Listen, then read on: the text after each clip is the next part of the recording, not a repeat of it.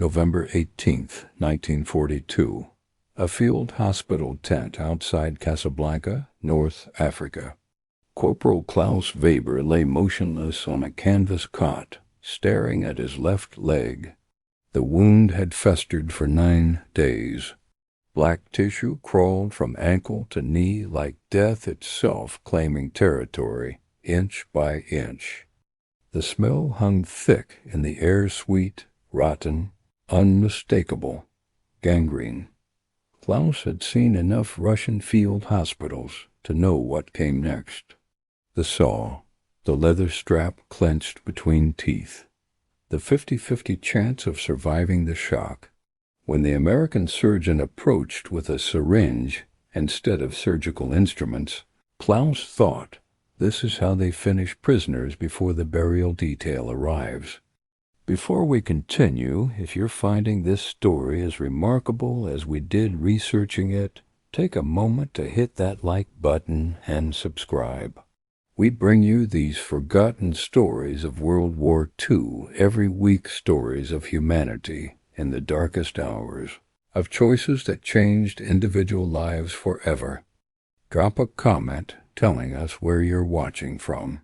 Are you in Germany, the United States, somewhere else entirely? We love hearing from our global community. Your support keeps these stories alive. Now, back to November 1942, where Klaus Weber was about to discover that everything he'd been taught about the enemy was wrong. The American doctor unwrapped Klaus's dressing, slowly, methodically. His face remained neutral, professional, but his eyes told a different story. Major Richard Fletcher had operated on shattered bodies from Guadalcanal to Morocco. He'd amputated dozens of limbs, watched infection kill men who'd survived the initial wounds, signed death certificates for soldiers younger than his own son. But he'd also just received 3 vials of something new, something experimental, something the Germans didn't have.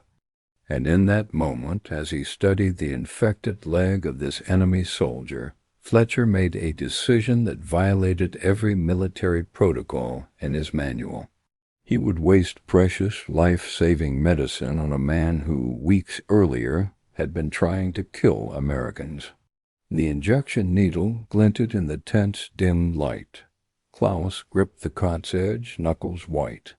And neither man fully understood yet that this single choice would ripple across decades, changing not just one life but the lives of children and grandchildren not yet born. The Desert War had been grinding across North Africa for 3 years by the time Klaus Weber arrived. Back and forth the armies surged, British, German, Italian. Now American fighting over sand and heat and strategic positions that meant everything and nothing simultaneously. Klaus was 24 years old, son of a Cologne baker, raised on notions of duty and fatherland that seemed increasingly abstract under the African sun. He'd joined the Wehrmacht in 1940 expecting glory. He found dysentery, sunburn, and the peculiar boredom of desert warfare, interrupted by sudden, incomprehensible violence. He was a machine gunner in the 21st Panzer Division. He had fired his weapon at distant shapes he couldn't identify as human. He had watched friends disappear into the sand, swallowed by artillery or heat or infection. War, he discovered, was mostly waiting, and then it was dying. The wound happened during the American counter-offensive at Kasserine Pass in February 1943. American artillery invisible, relentless pounded German positions for hours. Klaus was running between cover points when something struck his left leg just above the ankle. Not shrapnel, exactly. A piece of rock blown apart by a shell, moving fast enough to tear through muscle and lodge deep in tissue. He fell hard. His squad mates dragged him to cover, applied a field dressing, continued fighting. By evening, the battle had moved elsewhere. Klaus lay with a dozen other wounded men, too injured to retreat, too insignificant to evacuate. The Americans found them at dawn. Young soldiers, nervous, expecting resistance, finding only exhausted men, too hurt to fight. An American medic checked Klaus's leg, changed the dressing, marked him for evacuation. "You're lucky," the medic said in broken German. Klaus did not feel lucky. He felt like a failure captured without firing a shot, marked for some unknown fate in an enemy camp. They moved him 20 miles to a field hospital, a grid of tents smelling of disinfectant and blood. German, Italian, and American wounded lay side by side, united by pain.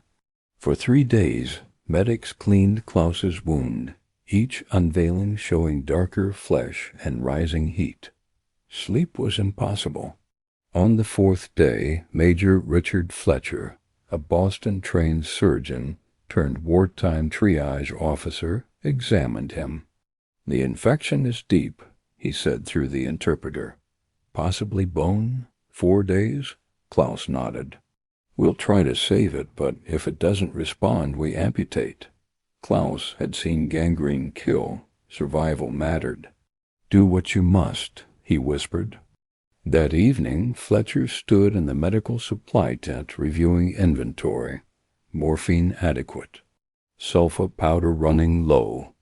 Penicillin 3 vials, reserved for the most critical cases. Penicillin was still experimental in 1942, still rare, still being produced in quantities insufficient to meet demand. The British scientists, Fleming and Florey, had discovered it. The Americans were beginning to mass-produce it. But even in American hands, supply couldn't match need. Military guidelines were explicit. American wounded received priority. Allies second. Enemy prisoners last only in cases where intelligence value or humanitarian concerns outweighed resource scarcity. Klaus Weber had no intelligence value. He was a corporal, not an officer. He knew nothing about strategic planning. By strict protocol, he should receive sulfa powder and hope, nothing more. Fletcher stared at Klaus's chart, 24 years old. Infection advancing rapidly. Amputation likely within 48 hours without intervention. The decision wasn't complicated from a medical perspective. It was only complicated from a military one. Fletcher made his choice. He would use 1 vial of scarce penicillin on the German prisoner. He would record it as experimental treatment and accept the consequences. The next morning he approached Klaus's cot with a syringe of yellowish fluid. "This is penicillin," he told him through the interpreter, Marcus. "A new medicine, strong against infection. I'll inject it into the wound. It will hurt, but it might save your leg." Klaus stared at the syringe. He'd heard rumors of a miracle-allied drug, assuming it was propaganda. "Why use it on me?" he asked. Fletcher paused, the tent filled only with generator hum and distant groans. "Because infection doesn't care about uniforms," he said. "And neither do I." The injection burned like fire. Fletcher pushed the needle deep, slowly emptying the vial, while Klaus's face tightened in pain. The medicine spread through the infected tissue, battling what Klaus couldn't see. "Breathe," Fletcher said. "It gets worse before it gets better." Klaus gripped the cot, sweat soaking his shirt. The pain peaked, then dulled. Fletcher stepped back. "We'll watch the next 24 hours. After he left, Marcus whispered, "That medicine is rare. Americans died without it." "He's risking a lot for you." Klaus nodded, stunned. In war's logic, the gesture made no sense, yet it was real. Hours crawled past with agonizing slowness. Klaus lay still, monitoring every sensation in his leg, trying to determine if the infection was advancing or retreating. The pain shifted, changed quality, became sharper in some places and duller in others. He couldn't tell if this meant improvement or deterioration. Fletcher returned at dusk. He unwrapped the dressing carefully, examined the wound in the fading light. The flesh looked different, still damaged, still angry, but the black edges had stopped spreading. The smell had changed too, less sweet, more like simple rot than advancing gangrene.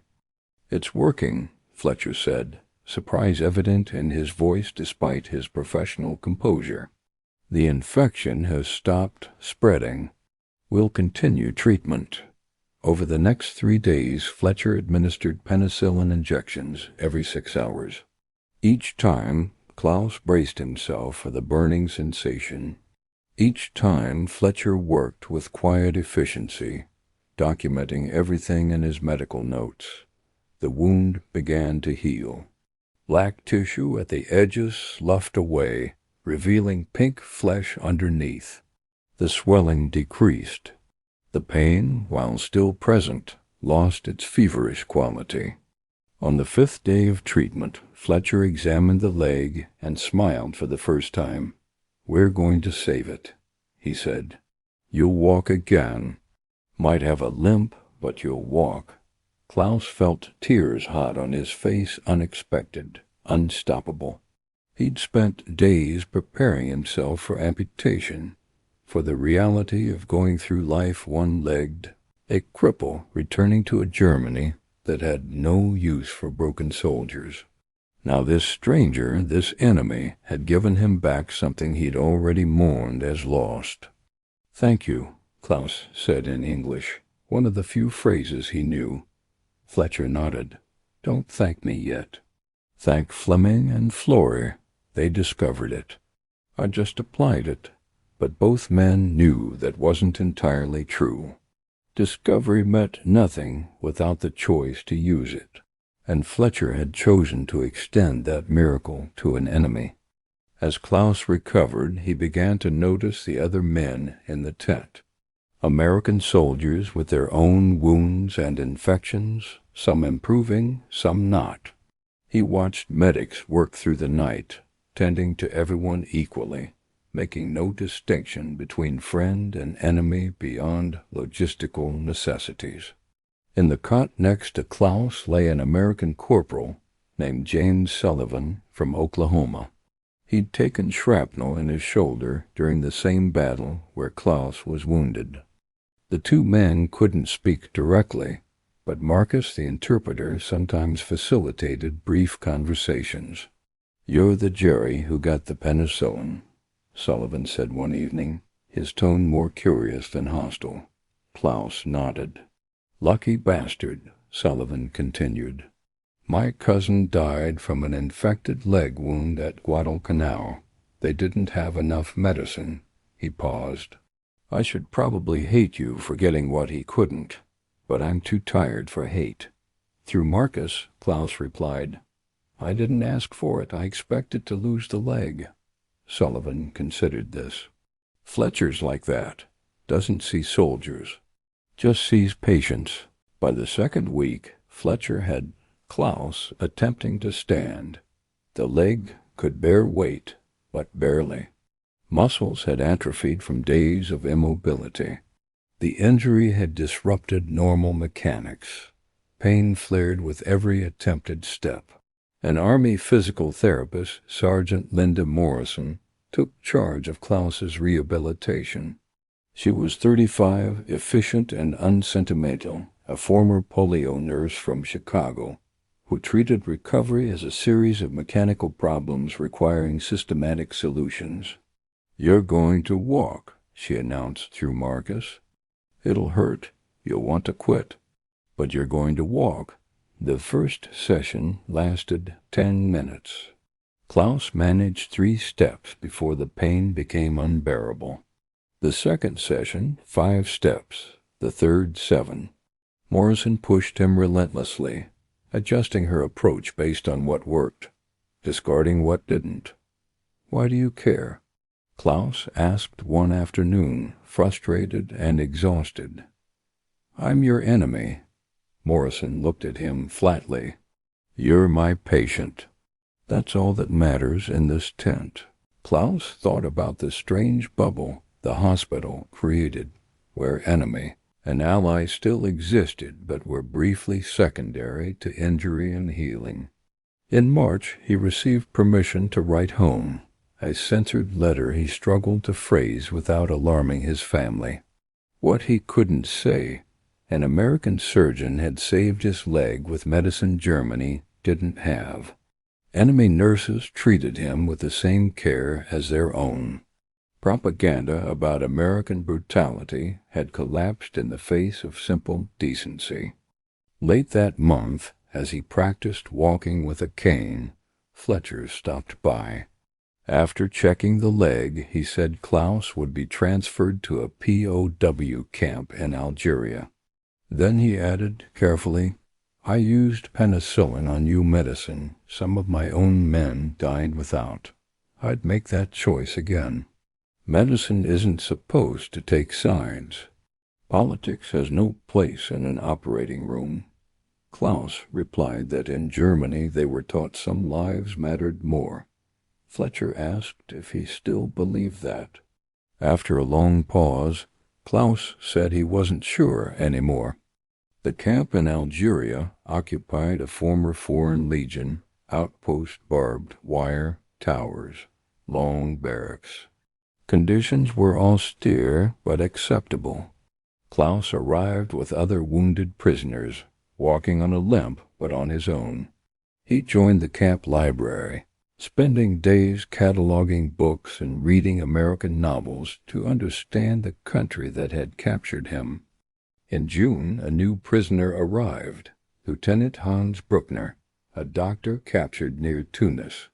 When Klaus described Fletcher and the penicillin, Bruckner nodded. "We tried to develop it and failed. The Allies didn't. That's more than a tactical edge. It's civilization proving its strength." Klaus hadn't thought of it in those terms. But Bruckner was right. The penicillin wasn't just medicine. It was proof that one side of this war had achieved something the other couldn't replicate.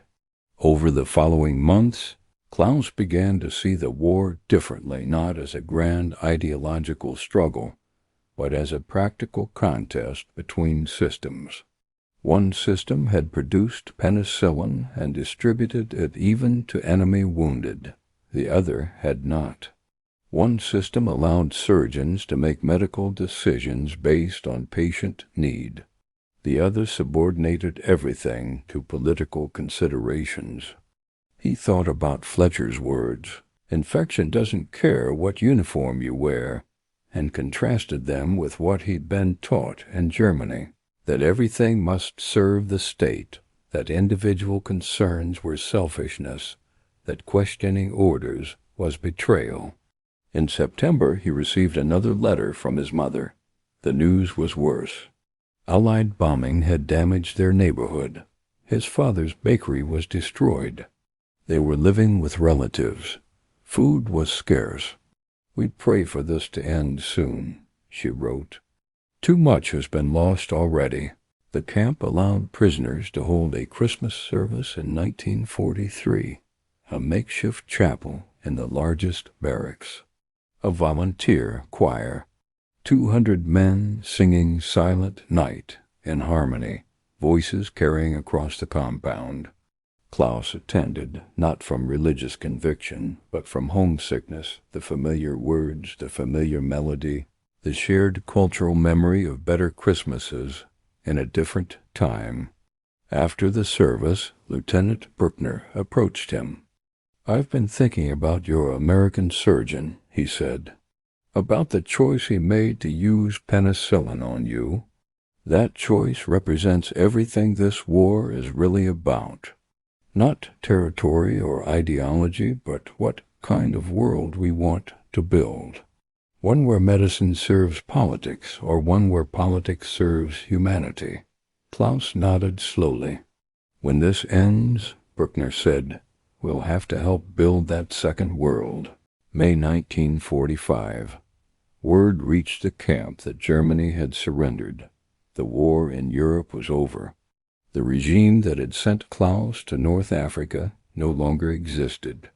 The prisoners reacted with complex emotions, relief that the dying was finished, fear about what came next, uncertainty about the country they'd eventually return to. Klaus thought about Cologne, about his parents, about whether anything recognizable would remain. Processing for repatriation began in June, but moved slowly thousands of prisoners. Limited transportation, a devastated Europe that needed rebuilding before it could accommodate returning soldiers. Klaus remained in the Algeria camp until September, working in the library, reading about the occupation and reconstruction, trying to imagine a future beyond barbed wire. He arrived in Cologne in October 1945. The train station was rubble. Half the city was rubble.